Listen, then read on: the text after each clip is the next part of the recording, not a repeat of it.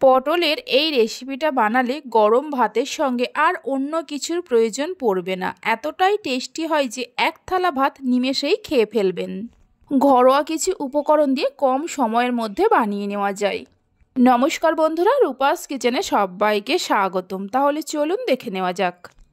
শুরু থেকে শেষ পর্যন্ত দেখার জন্য আপনাদের কাছে অনুরোধ রইল। এখানে আমি 500 পটল নিয়েছি। পটলগুলোকে আগেই খুব ভালো করে ধুয়ে নিয়েছিলাম। এবার পটলের দুটো সাইড কেটে বাদ দিয়ে ছোট ছোট করে পটলগুলোকে কেটে নেব। পটলের এই রেসিপিটা বানানোর জন্য খোসা ছাড়ানোর প্রয়োজন নেই। পটলগুলো ছোট ছোট করে কেটে নেওয়ার পর একটা কড়ার মধ্যে পটলগুলো নিয়ে নেব।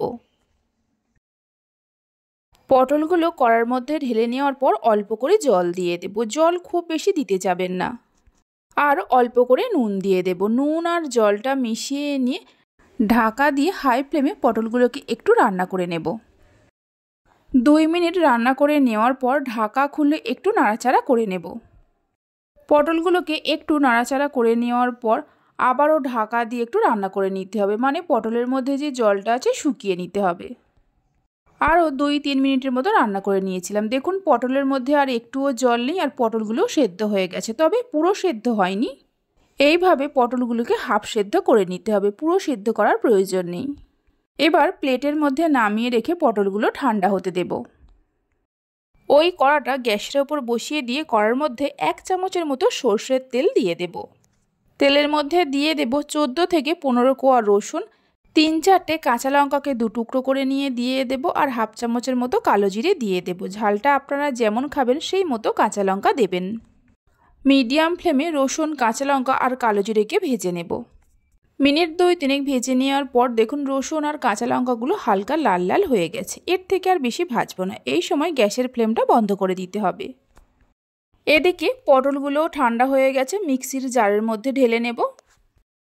যে কাঁচা লঙ্কা, রসুন আর কালো জিরে ভেজে নিয়েছিলাম এর মধ্যে দিয়ে দেব। এইগুলো আমি মিক্সিতে বেটে নিচ্ছি, আপনারা চাইলে শিলেতেও বেটে নিতে পারেন, তাহলে স্বাদটা আরও বেশি ভালো হবে। ঢাকা দিয়ে সব কিছুকে খুব ভালো করে পেস্ট করে নেব। আমি জল ছাড়াই পেস্ট করে নিচ্ছি, আপনাদের যদি প্রয়োজন হয় তাহলে অল্প করে জল দিতে পারেন। সব কিছুকে খুব ভালো করে পেস্ট করে নেওয়ার পর রেখে দিয়ে যে কড়ার মধ্যে কালো জিরে, কাঁচা লঙ্কা আর রসুন ভেজে নিয়েছিলাম ওই কড়াতে 2 চামচের মতো সর্ষের তেল দিয়ে দেব। তেলের মধ্যে দিয়ে দেব 2-3টে গোটা শুকনো লঙ্কাকে 2 টুকরো করে নিয়ে আর একটা বড় সাইজের পেঁয়াজকে কুচিয়ে নিয়ে দিয়ে দেব।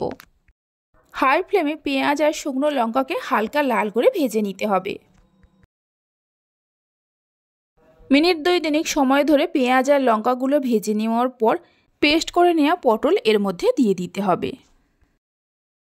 এবার এর মধ্যে দিয়ে দেব অল্প করে কাশ্মীরি লঙ্কার গুঁড়ো আর অল্প একটু হলুদের গুঁড়ো। হলুদের গুঁড়ো খুব বেশি দেবেন না।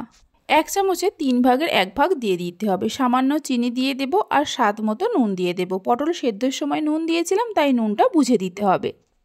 সব কিছুকে মিশিয়ে নেওয়ার পর মিডিয়াম ফ্লেমে কিছুক্ষণ রান্না করে পটলের এই মিশ্রণটাকে ঘন বা শুকনো শুকনো করে নিতে হবে।